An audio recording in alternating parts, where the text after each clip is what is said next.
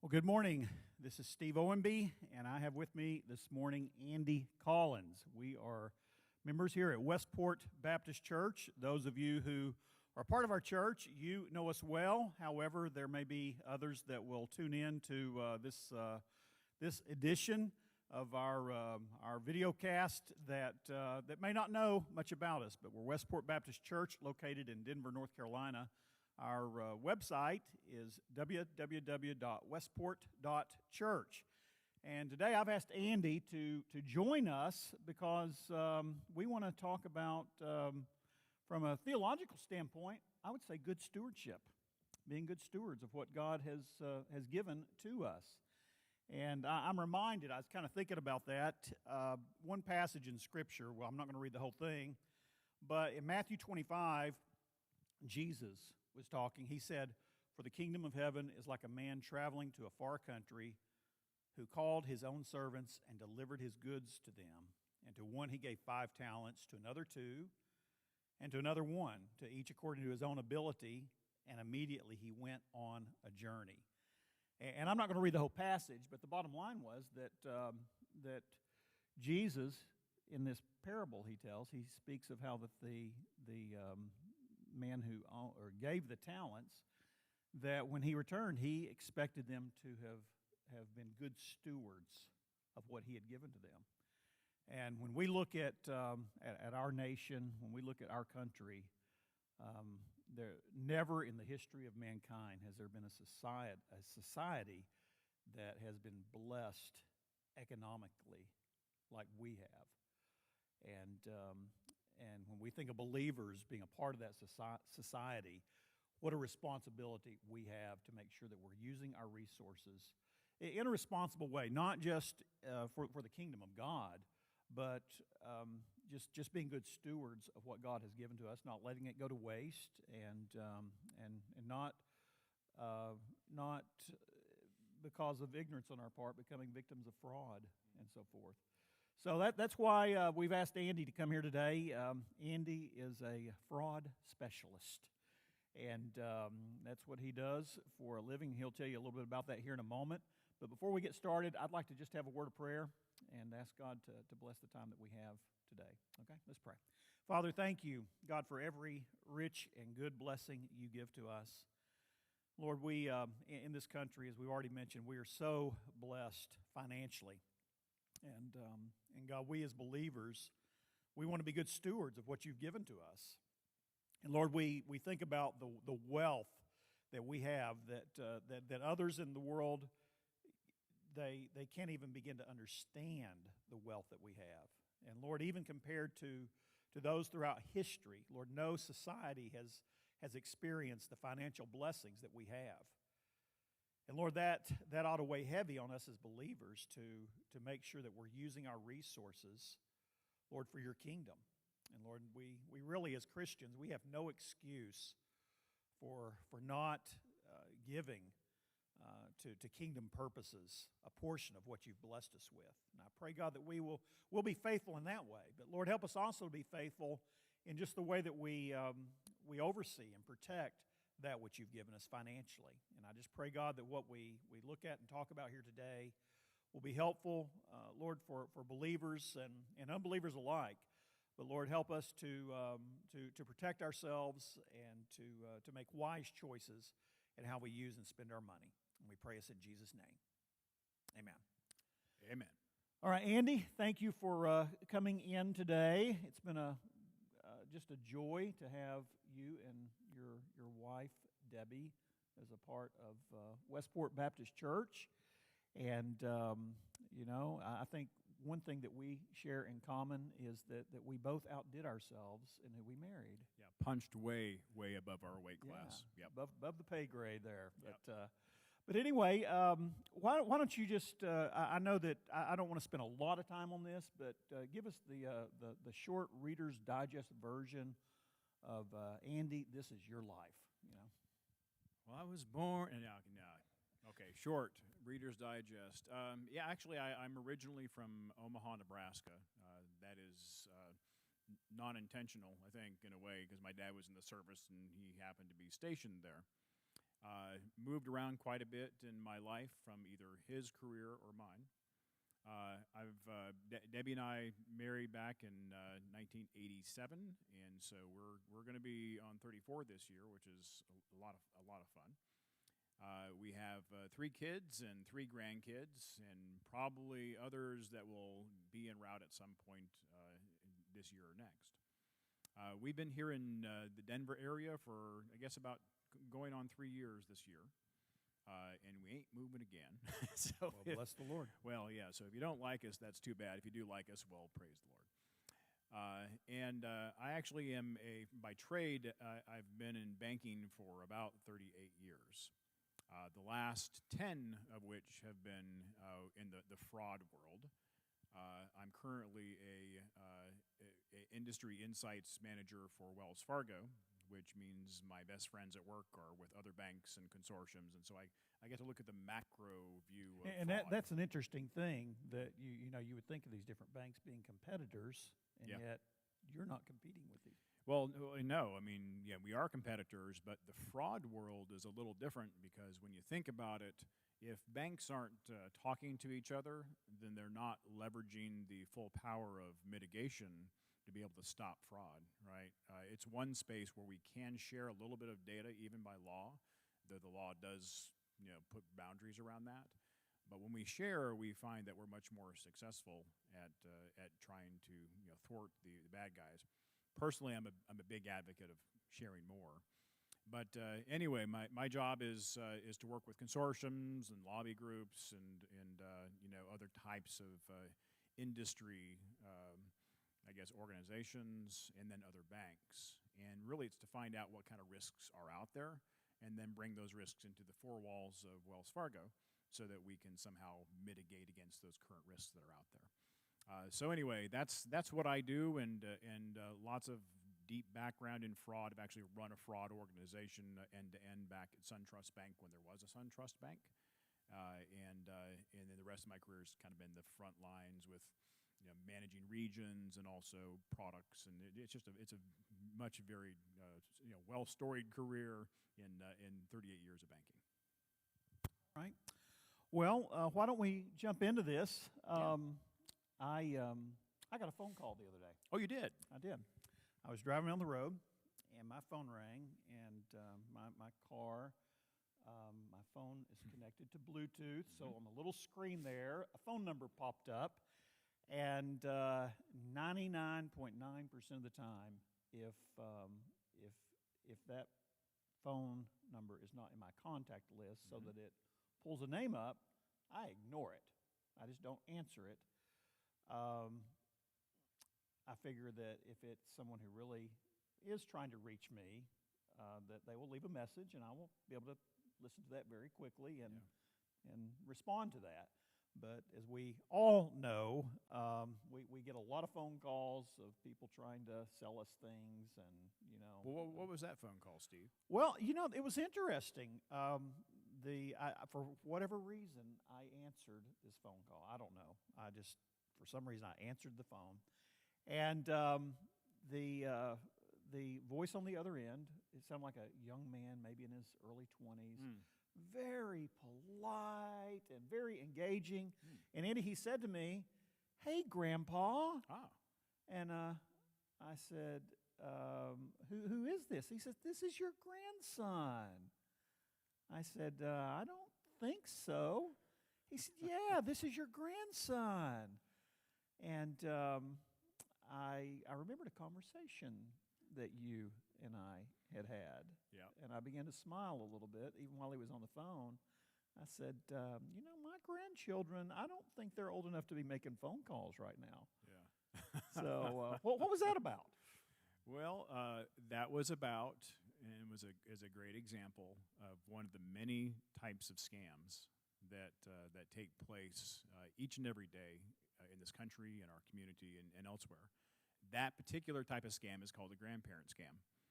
And sadly, my father fell for that scam, almost fell for that scam, back about a year and a half ago. Now, he does have grandkids that are old enough to place the phone call. and he doesn't speak with them often enough to have recognized their voice. And then also his hearing is not, over the phone, right? over the phone, and his hearing is not what it used to be. And so the story there was, this is your grandson, and I've been arrested for a DUI in West Virginia. I need to have some money to have me bailed out of jail. Can you please send it? And by the way, don't tell Dad. Well, my father was about to hit the enter button on that $5,000 transfer when Mom, who has, really good sense about her, said, "Jim, what are you doing?" Right? And so we were able to stop it because she called me, which was what the bad guy didn't want. But that's called the grandparent scam, and it happens all the time. And who does it prey on? It preys on the elders who have worked their entire lives to save their nest eggs. And why do they prey on elders? Well, because they're vulnerable, and that's where the money is, right? And so that's just a great example of a really big problem that we have. And so why'd they call you? Well, first of all, Why did they call me? Well, first of all, they knew that you were 80 years old and that you had grandkids. Just the fact that they were. Yeah. I don't know why they called you, except for they have your information someplace. Somehow they knew I was a granddad.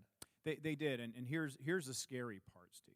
So the where do they get their information from? Well, it starts with compromises of data, right? And how do you get data that's compromised? Well, first of all, I don't know how much you put on social media, but if you ever have, it lasts forever. And that's one place. But another place is when you think about compromises, you've heard about like the Equifax breach. Well, there was an Irs breach. There's so many breaches. As a matter of fact, I have some stats where in 2020, there was, and we don't hear about all these, there was 1,108 different breaches of data affecting 300 million people, 300.5 million people. Americans or worldwide? It was worldwide. But the year before that, 2019, there was 1,300 affecting 887 million. Okay, when you start doing the math, you're going to find that over time, there's not that many people in the world. And so that means that your data has been hit over and over and over again. And what data information do they have? Well, we know that with Equifax, there's a terms called PII in our business, and that's known as personally identifiable information, right? So things that will identify you as a person, and that can be used for the purpose of determining who you are, what your situation is, and are you a target? Things like your name, your social security number, but also your bank credentials are considered to be PII also. So things that you think about, whether it's passport data or social security number or name and address, but also those things that are credentials that allow you to be able to sign into certain sites. Bank credentials and social media credentials are examples of what we consider to be personally identifiable information as well. So so the bad guys, they try to get that information in any way possible, and certainly these compromises that have happened at various institutions, they're one of the great ways to be able to do that. And when you marry that with what you put on social media or haven't, you suddenly have almost a full picture of the person that you're trying to scam, and then also a really good target list as well. Okay. All right. So when we think about that, what would you say? Just kind of an introduction to what we're talking about here. I know that we want to talk about some things that people can do to prevent this, but I think you may have some thoughts you want to share prior to that. Yeah, there's. It's important. It's one thing to say, well, there's fraud out there, but it's something else to make sure that folks understand what type of fraud is out there, and then we'll talk in the last part here about what do I do, and I've put together a Collins top 10 list of things that you should do to mitigate and best protect yourself. Because I will say this. Fraud is, first of all, it's very complicated.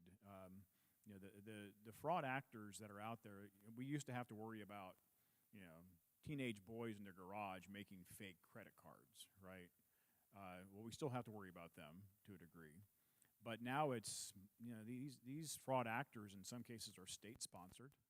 If you go to a company or a country like Nigeria, you'll find call centers the size of warehouses, people that are calling constantly, like the gentleman that called you, as a part of a call center unit. And they are doing this 24/7.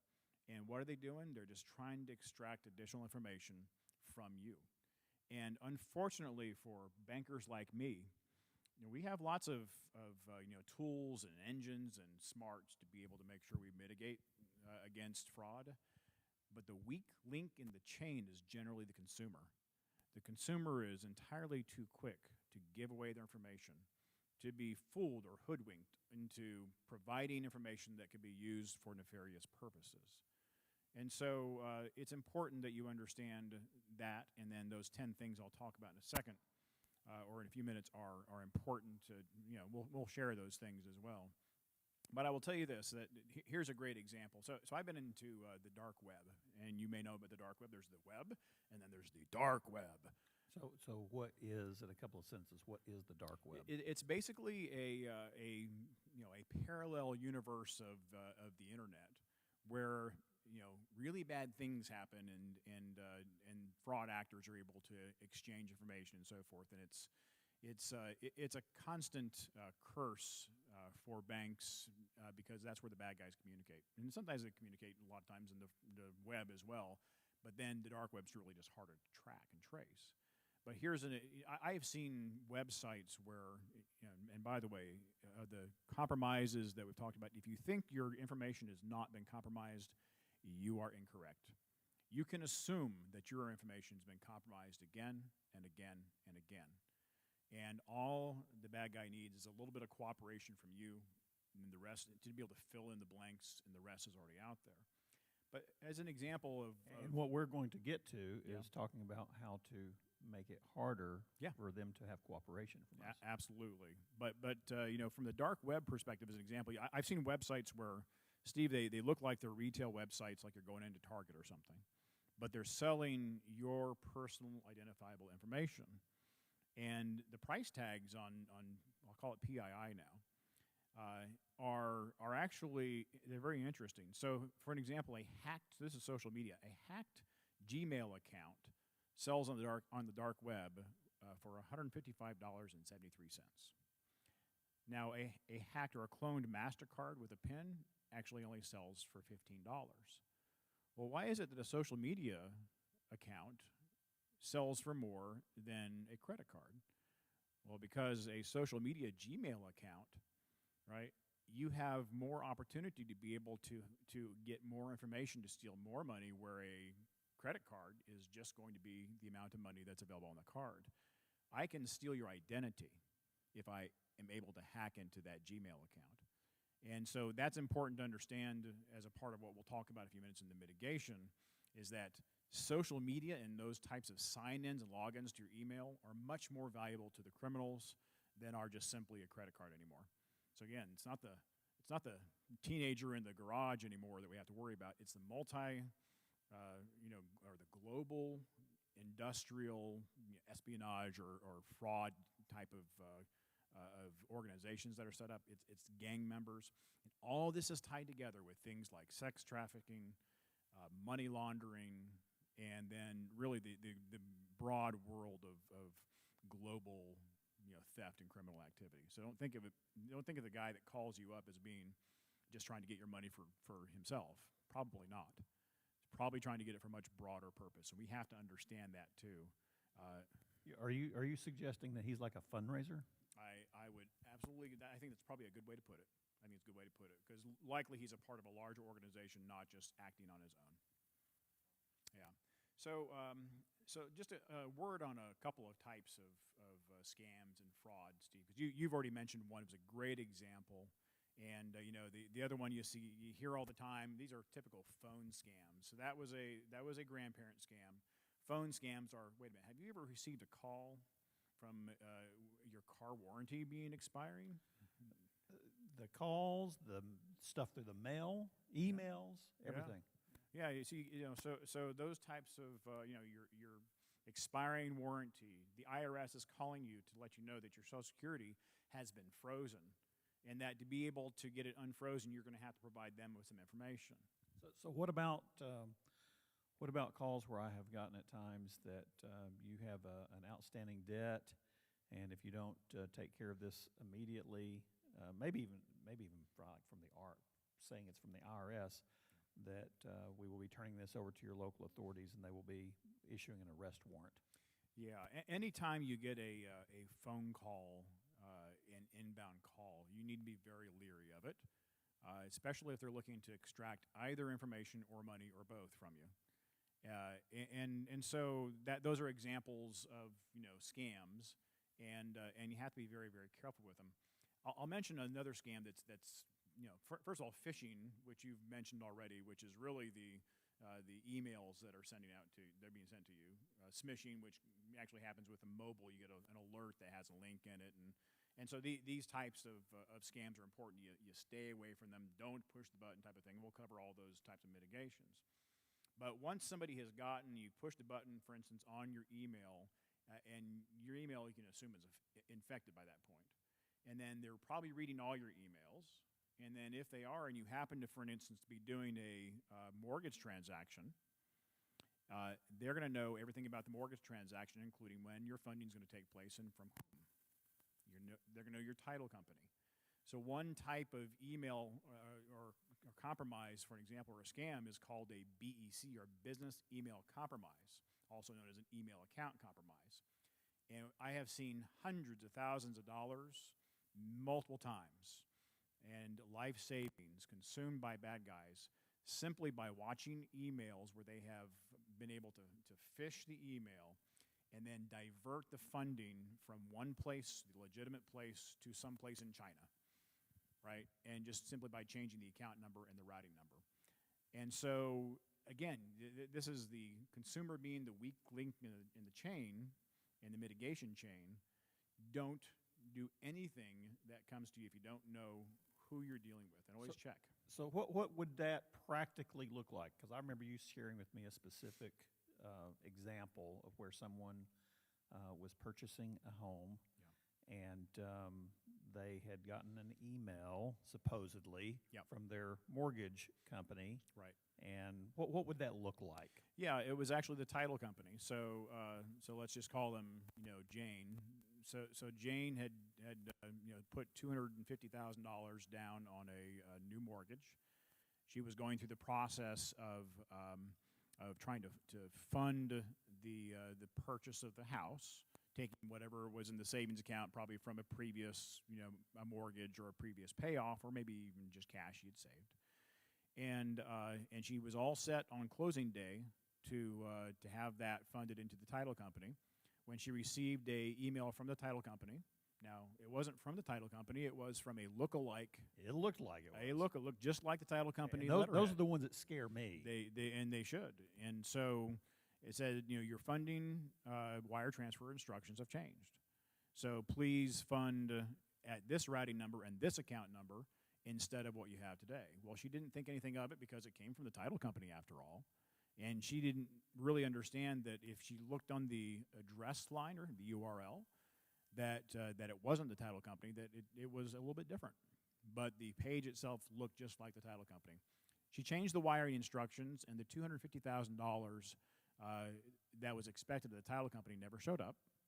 The loan couldn't be closed, and then we received a phone call. Where's the money? And then, of course, we know it's a business email compromise at that point, and we're trying to stop the wire. But let me tell you something. Wires are forever, right? They are hard to recall. They're hard to recall because they're just wires. Now, we can sometimes recall them. Once they get to their destination and they're out of the account, which happens very, very rapidly, the fraud actors are sure of that, you can't get the money back. And is the bank going to protect you for a case where you have changed wiring instructions? The answer is no. The answer is no. That is a consumer loss. It's not like a credit card, right, where the bank will protect you. No.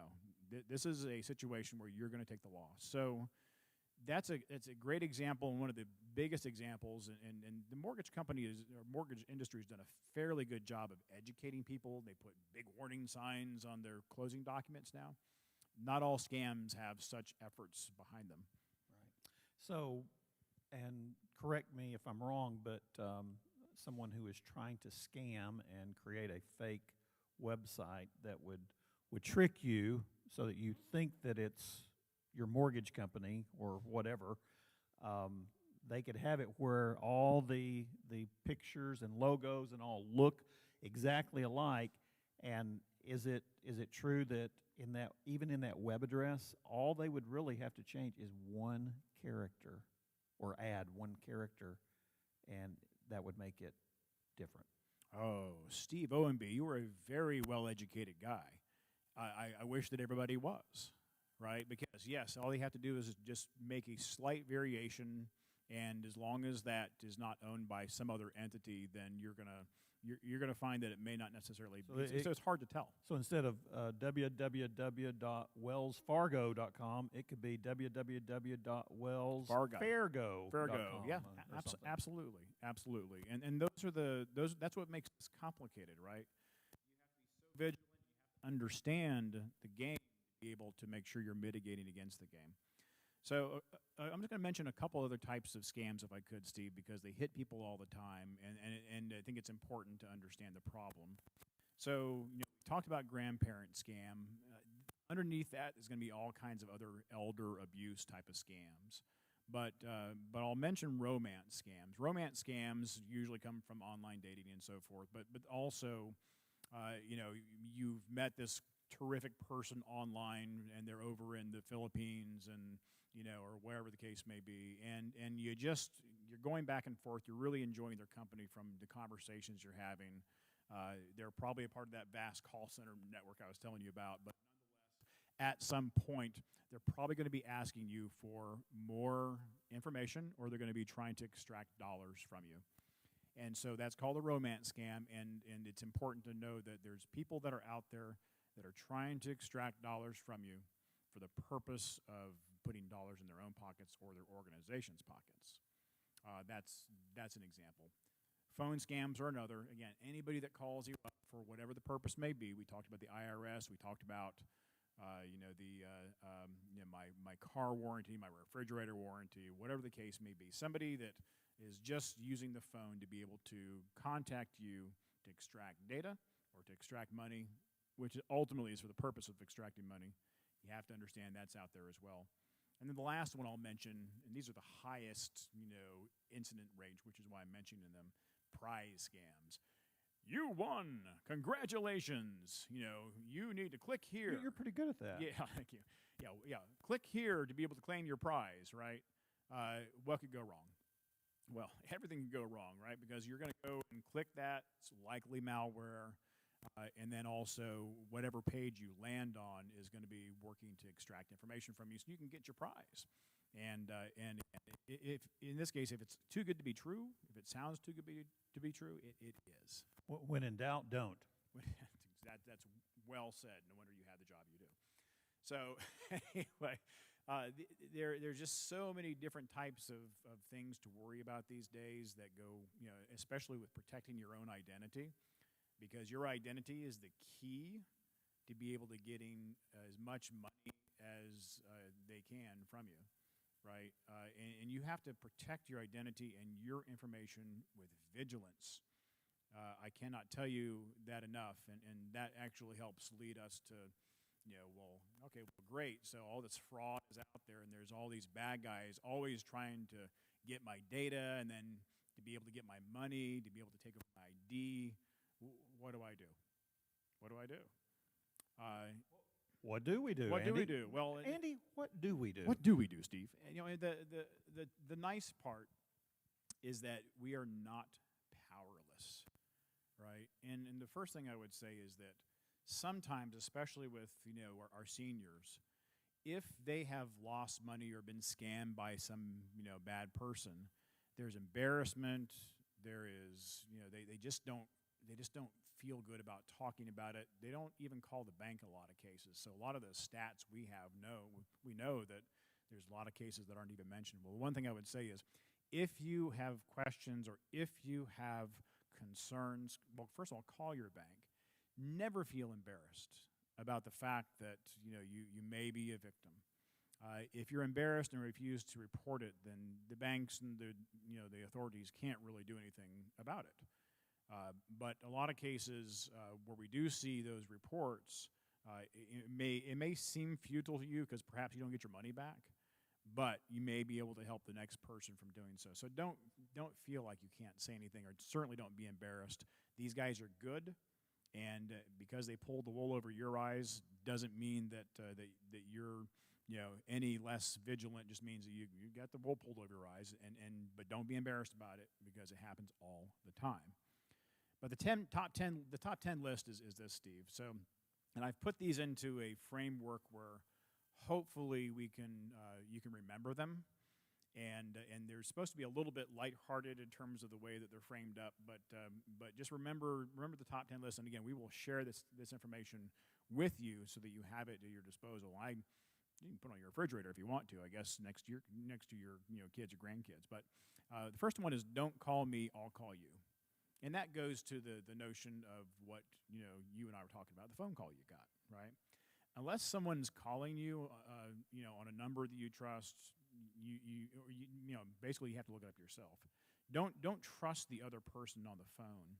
And if I were to say one thing to the entire country at the same time, it would be this: stop sharing your passwords or one-time passwords with people on the phone, even if it's the bank or what you think is the bank. Don't share, when you sign into a bank account or you sign into someplace, a lot of companies are using one-time passwords, right? They'll send you the code. We all get them, right? Take this code, type it into your computer. It's a double device, multi-factor authentication. The bad actors are actually in the middle, in a lot of cases, are in the middle of a transaction, and they'll call and they'll say that they're the bank. Would you please give me the password? Do not give them the password, okay? Never give your password out. Don't give your password out. And no matter who they say they are. No matter who they say they are, don't give it out. And so now let me ask this question. Yeah. I've got one bank that if I make a phone call to them and I want to transact business over the phone with them or get information about my account, they already have given me a code that does not change, and they will ask me, what is your telephone code number or whatever it is. Sure, your PIN number. Yeah, but it's a good. That's different. Well, it is different, but it's a good question too, because there is a distinction. I'm calling the bank, and the bank is asking me for something. The bank's not calling me. I called the bank, right? I know the number of the bank. I called the bank. I know it's the bank. And so there's two things that can happen in that situation. One is they may ask you for your static PIN, which is what you're referencing. But there's also something that's called a agent one-time password, and it's an agent assist. And they may shoot you a one-time passcode. You're on the phone with who you know is the bank. In those cases, that's probably about the only case I would say where it's okay to give that one-time passcode because they need it to be able to even give you any information in the first place. But again, I would stress, you called them. They didn't call you. Right. Right? So that's so don't call me, I'll call you is really important. Make sure that if somebody calls you, if they say it's the bank, call the bank back. And don't call the number that they tell you to call. No, call the number that you know to be the bank. That's a great point. So the second one is what I call wait, don't push that button. Right, so email links are the most common methods for extracting information for scams, right? As an example, I've seen, again, I mentioned the people losing their life savings with mortgage transactions, but it happens with other types of fraud too. Large art purchases were one that we saw a few years ago. If you want to avoid malware, and then also, by the way, if you push that button, you could also be subject to different types of fraud, which is where the bad guys tried to lock your computer up. The framing is actually just came in mind right now. But anyway, ransomware. So you could also be subject to ransomware. And ransomware is where literally, if your life is on the computer and the bad guys have got malware on it, they can keep you from using that computer, and then they ask you to pay a fee to be able to unlock it. Hostage. Yeah, Right. they held you hostage. Okay. So wait, don't push that button, because the first method for having the access to your life is by just simply pushing a button that you are impressed with, whether it's an email link or whatever. If you must see what's underneath that email that's coming from Amazon or coming from wherever, exit out. You can consider this to be extreme, but exit out of the email, go into Amazon directly that you know is the link, and go look it up from there. Do not fall prey to a fake Amazon offer, So, or as an example. the moral of that is be extremely cautious and suspicious of any email you get from a company where it's giving you an opportunity to click on your order or your link, a link to your account or anything like Yeah, that. never. My rule of thumb is I never, ever push any links that come from, texts, that come from emails, that come from anywhere. I never push the button, and I would encourage you not to push the button. So the next one, Steve, this is number 3, is called "Run Faster Than the Bear." Run faster than the bear. This should be good. Yeah, it's not that good. Anyway, it's just a good name. Anyway, the fraud actors are always dreaming up new MOs, so modus operandi, through cyberware, malware. I didn't know you knew Latin. Yeah, pretty good, huh? I speak that Wait, much I've Spanish, got a too. wireless caller coming in right now. Oh, I wonder if it's fraud. Oh, could be. Yeah. Could be. Okay, we'll pass on that. Anyway, tech companies, they release security and updates and to defeat those types of cyber threats all the time. But if you don't keep your updates on your phone, your computer current, then you're really missing out on the latest mitigation. And so run faster than the bear and keep your phones updated. Matter of fact, I have one I have to do now.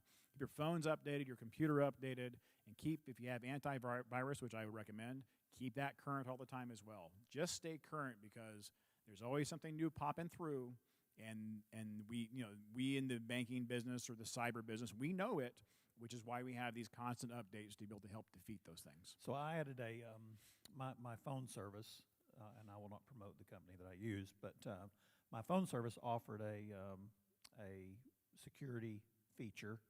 It was like, I don't know, maybe $1 or $2 a month, I think. Mhm. And I thought, that's not very much. I think I can afford that, and I put that on there, and it's been really good, because I will have phone calls even come in, and it'll have like a little dial, and it'll show what potential they think that phone call is a scam. Wow. Yeah. And same thing with text messages. Right. So Well, and graciously, and I'll talk about this one second. Actually, let me just save that. Let me talk about passwords for a second. We talked about one-time passwords, but Steve, I don't know how you structure your passwords. You probably have your name and your birthday, your kid's birthday. They're probably I just use my Social Security Oh, number. your Social Security number. That's fantastic. No. So passwords can't be easy, and the more you put, for instance, on social media, and say, "Oh my goodness, my poor dog Fido died."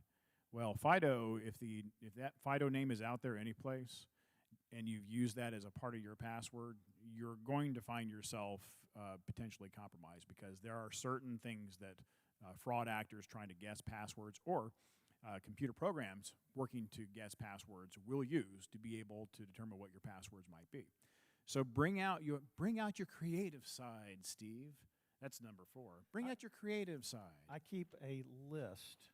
I keep a sheet with all my passwords on it, and I promise you that list is probably 8, 9, 10 pages long, 3 columns. I try not to use the same password for anything, but also in any password that I create, I always try to have something just random. I'll just, at the end of it, I'll type some random letters or something, so that there's no logic or sense to it. Yeah, no, that's great. The longer the better, as you would guess, because most companies that require passwords say this, use digits, combinations. Some require it, right? But passwords like my dog DAWG had 56 puppies! ! Those types of passwords work a lot better. Just a phrase, as opposed to random, as opposed to digits that somebody could basically guess. But you said something very important there I want to point out. You said you keep a piece of paper. Now, let me ask you this. Is it just a handwritten piece of paper? Is it a handwritten piece of paper? Or is it on your computer?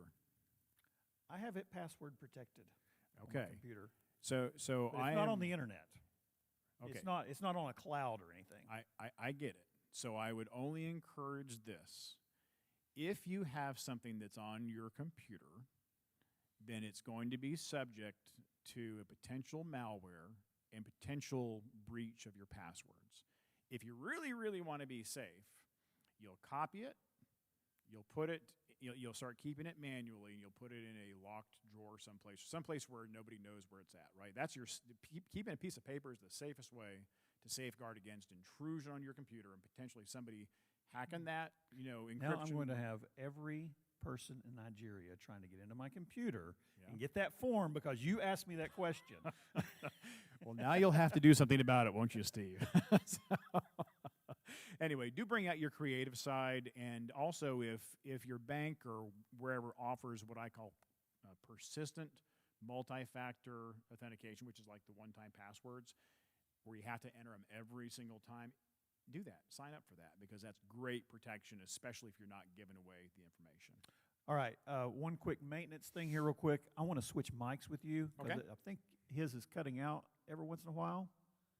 And I'm going to give you this one, and this battery is definitely getting low, so I'm going to switch mics. Okay. You go right ahead. Okay, thanks for the mic switch. And you pretend that I am still sitting here while I get another microphone and batteries, okay? Okay, all right. So I'll cover the next one, which I think, if I'm counting right, is number 5. I don't have these numbered, but the next one is actually closely linked to number 1 about not giving away your one-time password. But this one's called Verify But Don't Trust.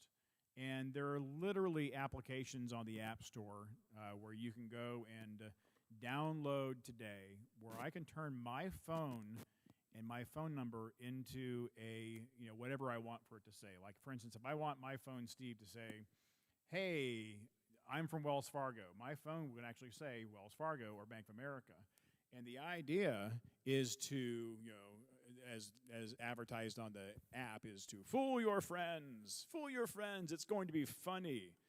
That's what the app description says. Nuh-uh. So the point for the consumer, though, is never trust caller ID.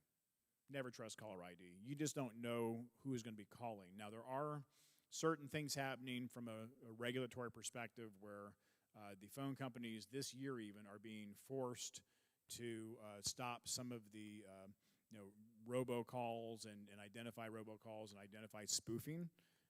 And so that's good, but still never trust caller ID. The next one, Steve, is called Stop, Freeze. Stop, freeze. Okay, yeah, exactly. Another really good one here. So this is a good mitigation. We all have credit records if we've had any credit in the past at all, right? And so what I would encourage you to do is to sign up for a tool that all 4 of the credit bureaus have, which is called Freeze My Credit Report. Now, by freezing your credit report, what that does is if somebody tries to open up a new account in your name, anything in your name, then it's going to stop them from really doing that. And, it's all password protected, so you'll have to, have that password protected as well. But when you freeze that information, you just can't have new accounts set up in your name, which is really a great thing. Now, I would encourage you to set up freezes for yours as well as your children or grandchildren as well.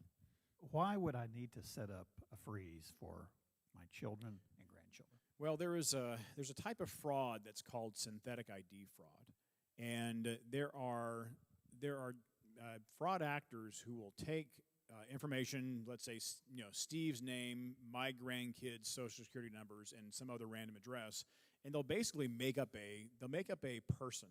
So they'll make up a fake person. And when they do that, they set up and establish new credit for that fake person, and then they'll do what's called bust-out fraud. So they'll sign up for a credit card or other type of credit, and then they'll slowly build it and build up that credit record, and then one fine day they stop paying after they've taken the line out to the full amount. And so the grandchild doesn't figure it out until they're 18 years old. So parents, if they've got children, they should freeze their credit Yep. bureau accounts. And I think you told me there's like 4 of those. Yeah. There's TransUnion, Experian, Equifax, and one more, which is a little less known, which is called Innovis, which is over in the West Coast. All right. And so, yeah, definitely. So it's not hard to do. For us, it's very easy. It's, freeze it, put in your password, and you're done. It's a little more of an uphill climb to be able to put the children's on freeze, but I would still encourage it. The instructions are in forms, proper forms are on the websites. You just have to be able to prove that you are entitled to do so. So we did this. I got this idea some time back when someone had tried to open up a credit card in my name a few years ago. And let me back up. No, what had happened? I had what's one of the companies that tries to get you to get a subscription to them, and they're watching all your credit and all like that. LifeLock? Yeah, like LifeLock. I had an account with LifeLock, and I went and applied for a credit card, and I thought, oh, well, I should probably get a call from LifeLock telling me that someone tried to apply for a credit card in my name. Right. And I never got that call. Well, I canceled my account with LifeLock. I thought, that's obviously not working, and I began to do a little research and thought, I can lock, if I freeze those accounts with those credit bureaus, Yep. then the bank, when they call to try to see what my credit is, to see if they're going to give me a card or not, and they can't get in, then they're probably not going to give me that credit card. So I did that then, but the whole thing with the children was something that you had shared with me that I'd never thought about. Yeah. And my adult children, I got 3 adult children. One of my children just recently went to purchase a vehicle. And they had their accounts locked, and they went to purchase this vehicle. And they were going to get a loan through the dealership. And the dealership said, we can't check your credit. Mm-hmm. And they were not going to give them that vehicle. Right. So is that exactly what we're shooting for? Yeah, that is what you're shooting for. And so your child would have had to have gone through, unlocked their credit. They did. And then the dealer usually knows that it's locked, and they'll ask you to unlock it so they can check it. And then you just lock it back up. And it may be a little more of an inconvenience. Dealer doesn't like it, but to me, I don't care. I'll unlock it. It only takes a second. I got my phone. I can do it on my phone. And so it happened to me too, by the way, not too long ago when my child and I were purchasing a car together. And sure enough, I had to unlock it, relocked it, and no harm, no foul. And I know that if somebody else tried to go out and buy a car in my name, they'd have to go through the same process, but they'd have to know my password, which they don't. Right? Right. Okay, so the last few here, Steve, the first one is you must not act now, right? And so how many times do you hear, you must act now? Well, you must not act now. Slow the game down. Don't let someone press you into moving money quickly, right? Or time-related offers. Point is, if you feel uncomfortable about a transaction, slow it down. Verify it. Outsmart the fraud process. The fraud actors are relying on all of us to feel this sense of urgency and move as quickly as possible. And money's moving quickly anyway, right? One place to the next, it's really sped up when you think about it, right? I can do a transaction on my phone right now, send it to you, and it's immediately there, right? That didn't exist back even 5 years ago. And so money's moving more quickly. The mitigation tactics at banks and elsewhere are moving more slowly than the innovations to move money more quickly. So know that you have to protect yourself as well. So don't act now. Last 3, bet with chips.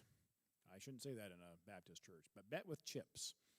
Sometimes you don't have a choice here, but don't swipe your card.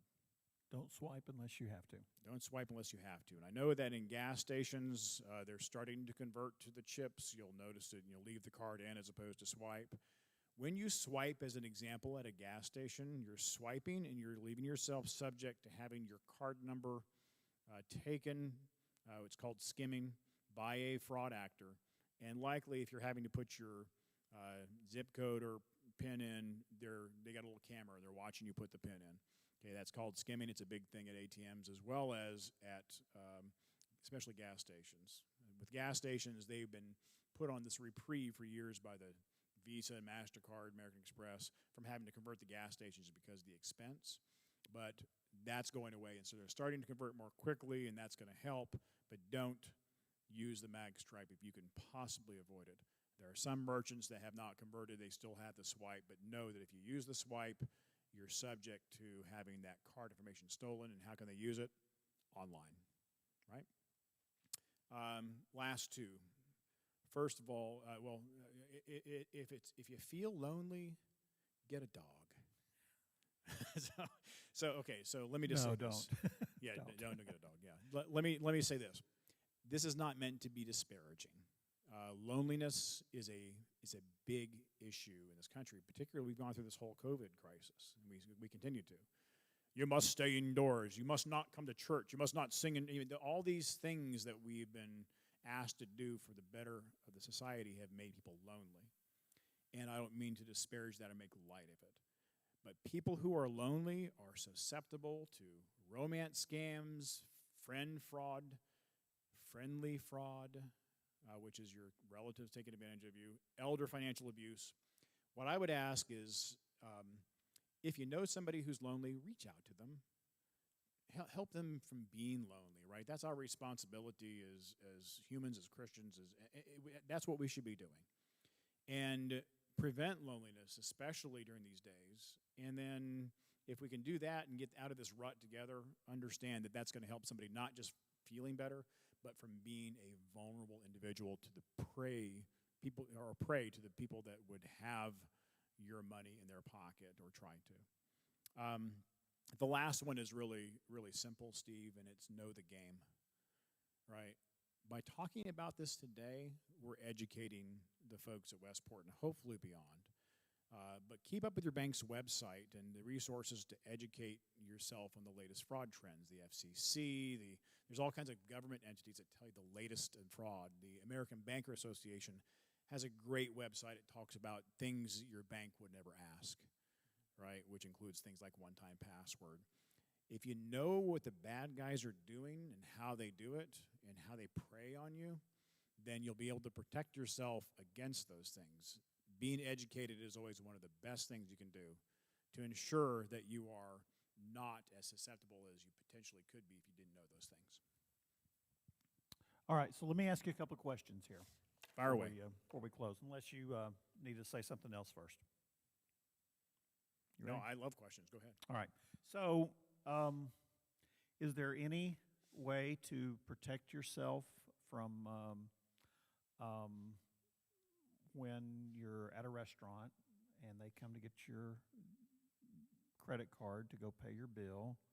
What's to keep them from somebody quickly taking a snapshot of your credit card and getting all your information off of it? Yeah, so first of all, that's a great question. The quick answer is at that moment, nothing. But the real answer is keep an eye on your transactions.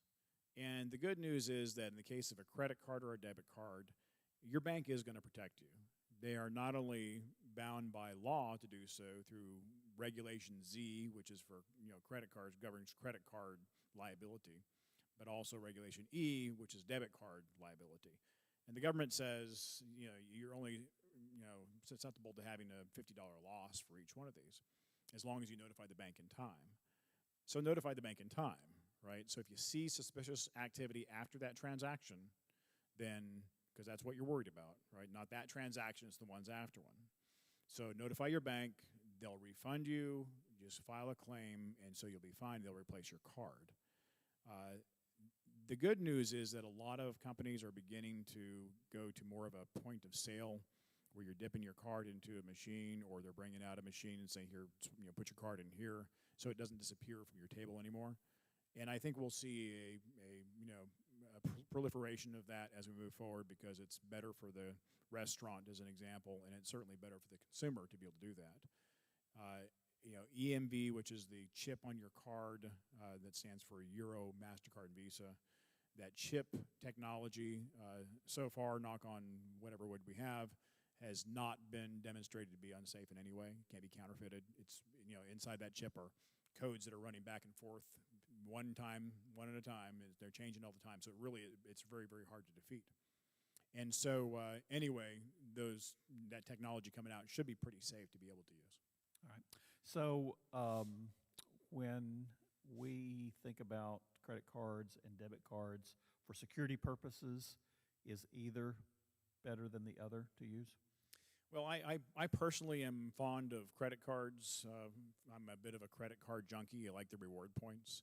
But I also like the idea that the protections on credit card, they're nice and strong. Again, they're regulated.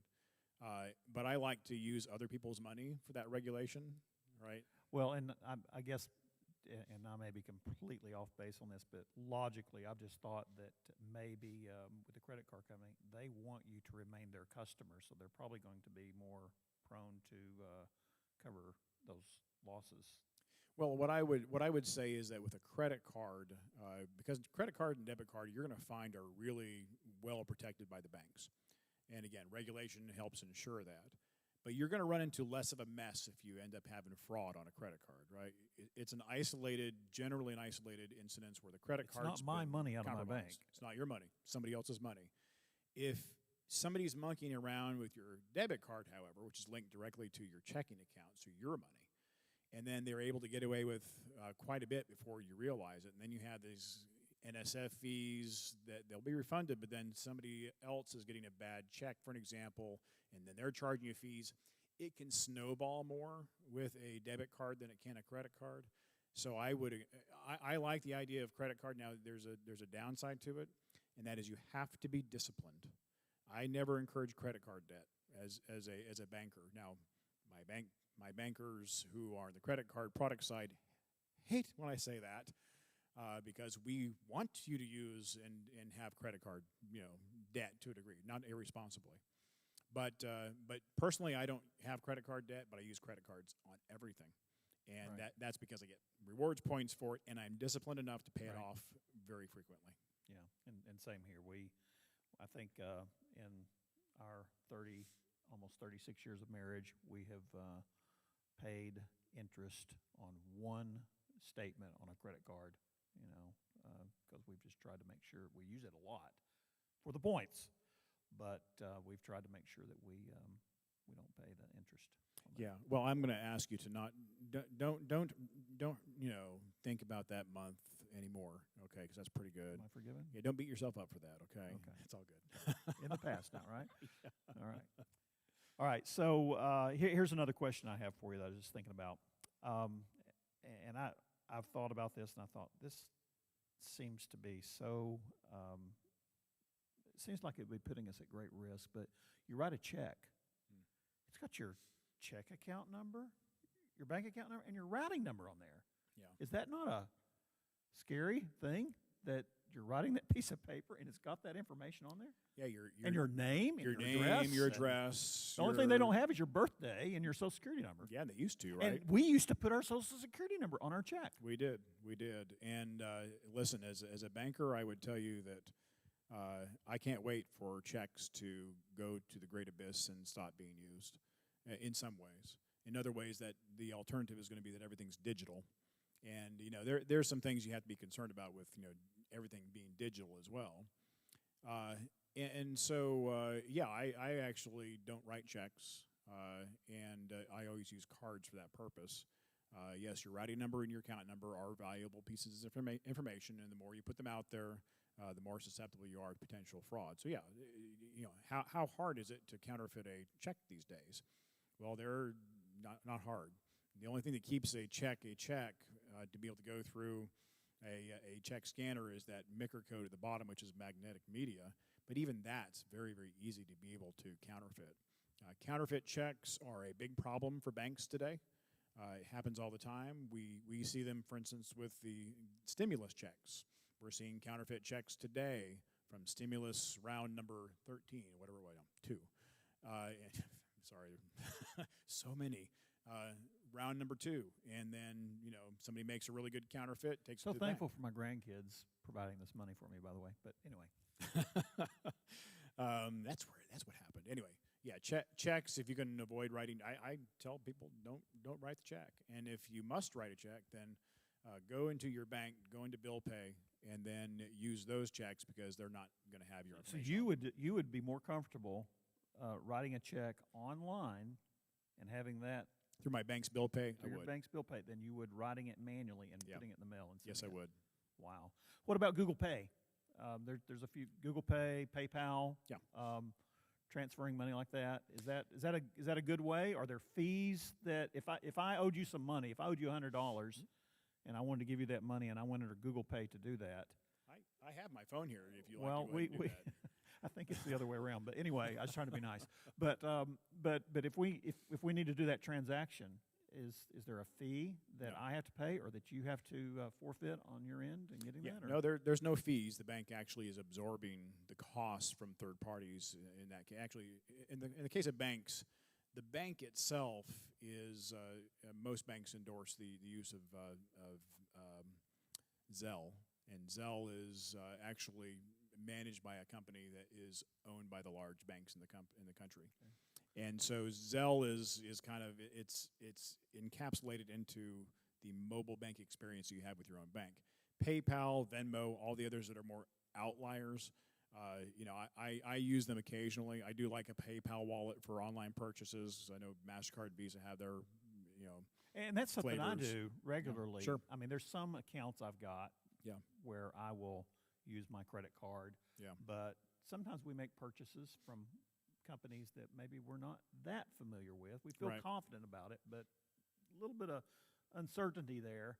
And in those situations, I use my PayPal account. Yeah, it's a good thing because the fewer times that you have your credit card information floating out there in whatever website, the better. If there's a website I go to that's not something I know very well, I'll always use a contained wallet so that they don't get the card information themselves. I think it's a good practice. Just make sure that that you know and that card or that wallet is reputable. And don't download one you've never heard of before. It's like that's where fraud comes from. I would say that we're seeing a lot of Facebook fraud right now. So Facebook has their money movement mechanism, and that's very much subject to fraud. They're tightening up some of their response to that though as well. And so it is sad that the fraud actors tend to be ahead of us in a lot of cases, but sometimes they just look for those holes in the fencing and they just walk right through them. All right. So along those lines of online purchases, one last question I've got, Jason. By the way, Jason, thank you for taking care of our sound and our video today. We give you a great shout out. If you've got a question, you can yell that down to us, and we'll address that.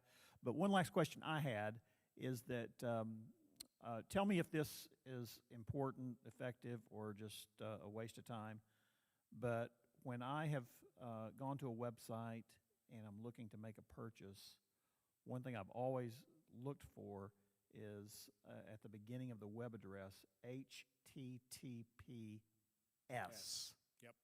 Or the lock. I think some of the web browsers have like a lock to show that it's a secure site. Is that important, or is that irrelevant? What? No, that's very important, particularly if you have any information that you are entering into that website. It's a secured site, and it's encrypted in the back. The S at the end of that HTTP Right. tells us it's secure. Yeah, that's exactly right, Steve. So Is the lock symbol that we see there, is that a replacement for that? Because sometimes I've seen that and maybe not seen the other information. I don't know, Steve. I don't know the answer to that question. You're the fraud guy. I know, but now you're getting into cyberland. I would tell you that the S has historically been the main issue in terms of enhancements and having locks and so forth. I would say that's probably valid, but I don't know for sure. I have to check with an expert on that. Yeah, let me just say from my conclusion perspective, Steve, is that consumers and then banks and then now the government, they're losing billions of dollars. The dollars that were lost on unemployment fraud are scary. The amount that, now we've got the government talking about, new stimulus and trillions of dollars. Well, oh my gosh. Well, we've been kind of giddy about this because we actually had really good years last year. Why? Because the fraud actors were focusing on the government. And the government was so itchy to get money out, they dropped some of their standard controls and found that they weren't really very good in the first place. And they gave away just billions of dollars to the fraud actors. Well, that's our tax money. That's our tax money. And unfortunately, banks really don't watch out for, government money. They assume the government's doing a good job of keeping their controls tight. So it's really sad to have that. But the consumer is relying on banks and government entities and businesses to protect them. The truth is that, the best person to protect you is you, right? These 10 things that we've talked about, plus probably another 10, which I'm not going to talk about. These are the main things to be able to make sure you are secure and the start of your conversation being a good steward, right? Giving money to a bad guy, even if you're protected by the bank, it's the wrong thing to do. And furthermore, we see a degradation of people's morals, even in fraud claims, for an example. We have people that, they justify, I'm going to give it to the bank, the demand and take money and file a fraud claim, whether it's fraud or not. We see that too. But on the fraud side, though, just know that you are the best tool in your own toolkit to be able to make sure that you don't get taken. All right. So, who is going to win the national championship? I'm sorry, are we talking about a sport now? What sport are we talking about? Basketball. Do you know who's in the Final Four? Haven't a clue.